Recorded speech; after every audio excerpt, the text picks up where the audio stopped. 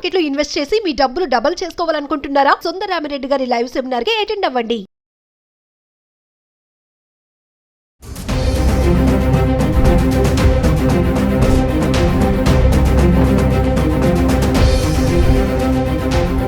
నమస్తే, welcome back to Suman TV. ప్రస్తుతం మనతో పాటు ఉన్నారు consumers affairs committee chairman Mandadi Krishna Reddy గారు.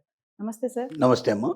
సార్, ఇండియా పాకిస్తాన్ ఈ ఘర్షణ నడుమ మరి బంగారం ధరలు చాలా పెరిగిపోతాయి, చాలా అవకాశాలు ఉన్నాయని చెప్పి రిపోర్ట్స్ చెప్తున్నాయి. మరొక్కసారి మీరు చాలా వీడియోలో చెప్పారు బంగారం పెరగడం అనేది మన చేతిలో ఉండదు అనేసి. మరి ఈ దాడిని బట్టి ఇట్లా పెరుగుతాయని చాలా అంచనాలు వస్తున్నాయి. మరి పెరుగుతాయంటారా, తగ్గుతాయంటారా? ప్రతి వారం మనం దాదాపుగా బంగారం గురించి మాట్లాడుకుంటూనే ఉన్నాం. ఎందుకంటే ఇది స్త్రీలకు చాలా ముఖ్యమైనది కాబట్టి. మహిళలు ఏదైనా ముందు యూట్యూబ్ చూస్తే మొట్టమొదట బంగారాన్ని వాళ్ళు చూసే ప్రయత్నం చేస్తారు. బంగారం ధర కొద్దిగా పెరగడం, కొద్దిగా తగ్గడం జరుగుతూ ఉంటుంది. ఒక 5-10 వేల రూపాయలు పెరగడం కానీ 5-10 వేల రూపాయలు తగ్గడం కానీ జరుగుతుంది. అంతేగాని అమాంతం బాగా పెరిగిపోవడం, అమాంతం బాగా తగ్గిపోవడం అంత తొందరగా జరగదు. ఈ ఫ్లక్చువేషన్లోనే ఒక 3 నెలలు, కనీసం 3 months దాకా ఈ ఫ్లక్చువేషన్స్ ఉంటాయి.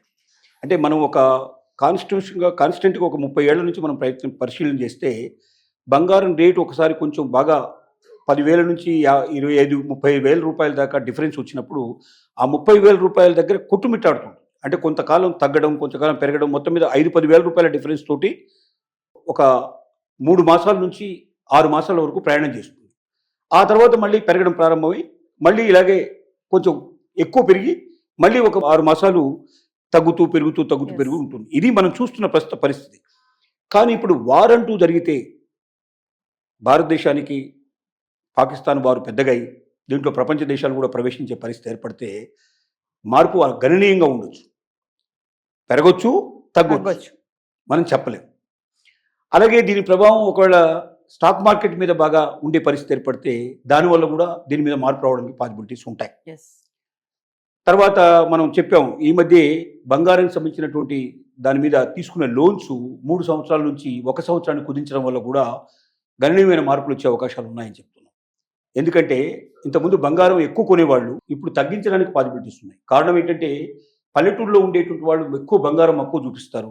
బంగారం కొనుక్కుంటే వాళ్ళకి పంటలకు లోన్ తీసుకోవాలన్నా, లేకపోతే పిల్లల పెళ్ళిళ్ళకి ఏదైనా లోన్ తీసుకోవాలన్నా శుభ్రంగా ఇమీడియట్గా ఎక్కువ టైం తీసుకోవాల్సిన లేకుండా, ఎక్కువ ప్రాసెస్ లేకుండా 5-10 నిమిషాలు 15 నిమిషాలు డబ్బులు తీసుకొని బయటికి రావడానికి వీలుపడేటువంటిది బంగారం. కాబట్టి బంగారం మీద ఎక్కువ పెట్టుబడి పెట్టడం, బంగారాన్ని ఎక్కువ కొనుక్కోవడం, బంగారాన్ని అవసరమైనప్పుడు వాళ్ళు బ్యాంకుల్లో కుదవబెట్టుకొని లేదా ప్రైవేట్ వాడి దగ్గర కుదవబెట్టుకొని తీసుకునేవాళ్ళు. ఎక్కువ బ్యాంకులు కుదవబెట్టేవాళ్ళు. ఎందుకంటే ప్రైవేట్ వాడు ఇచ్చేటువంటి వాడు వేసే వడ్డీ ఎక్కువ ఉంటుంది, బ్యాంకులు వేసే వడ్డీ తక్కువ ఉంటుంది. కాబట్టి అలాగే ముత్తూట్ ఫైనాన్స్ లాంటివి, ఇట్లాంటి మణిపురం గోల్డ్ ఇట్లాంటివి కొన్ని ఏవైతే ఉన్నాయో వాళ్ళు కూడా చాలా తక్కువ ధరలో, సరసమైన ధరకు వాళ్ళు ఇస్తున్నారు. కాబట్టి అంటే తక్కువ వడ్డీ రేటుకి అప్పులు ఇస్తున్నారు. కానీ ఇప్పుడు RBI తీసుకున్న నిర్ణయం 3 సంవత్సరాల బదులుగా 1 సంవత్సరంలోనే మొత్తం డబ్బు జమ చేయాలి. గోల్డ్ లోన్ ఎంత తీసుకున్నా, అది 1 తులం పెట్టి తీసుకున్నా, 10 తులాలు పెట్టినా, 25 తులాలు పెట్టినా 1 సంవత్సరం లోపల మొత్తం తిరిగి కట్టి మళ్ళీ కొత్త లోన్ తీసుకోవాల్సిందే. కానీ లోన్ కంటిన్యూ చేయడానికి వీల్లేదు, 1 సంవత్సరానికి మించి లోన్ ఇవ్వడానికి వీల్లేదని చెప్పి ఎప్పుడైతే చెప్పిందో చాలామంది లోన్ తీసుకోవడానికి సిద్ధపడరు. ఎందుకంటే 1 సంవత్సరంలో కట్టడం చాలా కష్టం. పంటలు పండటం అని అసలు అది పండుతుందా లేదని చెప్పలేని పరిస్థితి. ఒక్క పంటలోనే మొత్తం డబ్బు తీయడానికి అది అంత సులభమైన విషయం కాదు. 3 సంవత్సరాలు ఇంత ముందున్న టైం ఉంటే 3 ఏళ్లలో ఏదో రకంగా వాడు 1 సంవత్సరం పండినా పండకపోయినా 2వ సంవత్సరంలో అయిన పంట మీద కట్టేటువంటి వాళ్ళు. ఇప్పుడు ఆ పరిస్థితి లేదు. కాబట్టి 1 సంవత్సరంలో అయినప్పుడు వాళ్ళు ఇక వడ్డీకి తీసుకోవడానికి బంగారం పనికిరాదు, మనం దీన్ని కుదవబెట్టి తీసుకోవడం కన్నా తీసుకోకపోవడమే మేలు అనేటువంటి నిర్ణయానికి వాళ్ళు వస్తారు. అలాంటప్పుడు ఏం చేస్తారంటే బంగారం మీద పెట్టుబడి ఎక్కువ పెట్టడానికి కూడా సిద్ధపడరు, డబ్బులు దాచుకోవడానికే సిద్ధపడతారు. ఇప్పుడు డబ్బులు లేకపోయినా బంగారం రూపంలో ఉన్నా మనకు డబ్బులు వస్తాయి ఎప్పుడంటే అప్పుడు అనుకుని మనం 3 ఏళ్లలో కట్టుకోవచ్చు అని నిశ్చింతగా ఉన్న పరిస్థితి నుంచి మారుతుంది. ఈ పరిస్థితులన్నీ దృష్టిలో బంగారం యొక్క రేటు కొద్ది గొప్ప ఫ్లక్చువేషన్సే తప్ప గణనీయమైన ఫ్లక్చువేషన్స్ ఉండవు. బాగా పడిపోవడం కానీ బాగా పెరిగిపోవడం కానీ కనపడదు. 3 నెలల నుంచి 6 నెలల వరకు ఇలాగే ప్రయాణం చేస్తుంటాం. ఒక 10,000 పెరగడము, 10,000 తగ్గడము, ఒక 10,000-15,000 మధ్యలో డిఫరెన్స్ కనపడుతుంది తప్ప అంతకన్నా డిఫరెన్స్ అయితే రాదు. ఇది మనం ఉన్న పరిస్థితులను బట్టి మాత్రం చెప్పొచ్చు. అంటే సార్, ఇప్పుడు ఇండియా పాకిస్తాన్ అనేవి ప్రపంచంలోనే అతిపెద్ద బంగార వినియోగదారులు అని చెప్తారు కదా సార్. మరి అది ఎలా చూడొచ్చు అంటారు మరి ఈ టైంలో? కానీ ఎక్కడికి పోవట్లేదు కదా, పాకిస్తాన్ అయినా ఇండియా అయినా ఎక్కడికి వెళ్ళడం లేదు కదా, ఇక్కడే ఉంటున్నాయి కదా. యుద్ధం చేసుకున్నంత మాత్రంలో బంగారం ఎక్కడికి పోవడం లేదు కదా.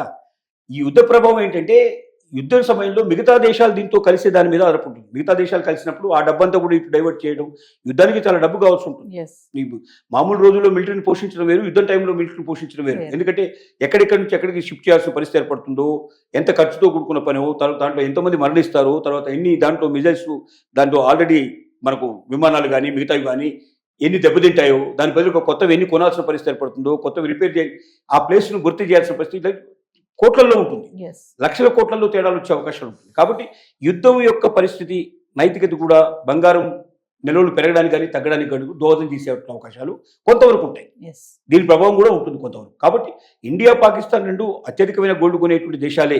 అంటే భారతదేశంతో పోలిస్తూ పాకిస్తాన్ కొనేది చాలా తక్కువ. పాకిస్తాన్ దగ్గర అసలు నిల్వలు, ఆర్బీఐ నిల్వలు అసలు చెప్పుకోవడానికి వీళ్ళేనంత తక్కువ ఉన్నాయి వాడి దగ్గర.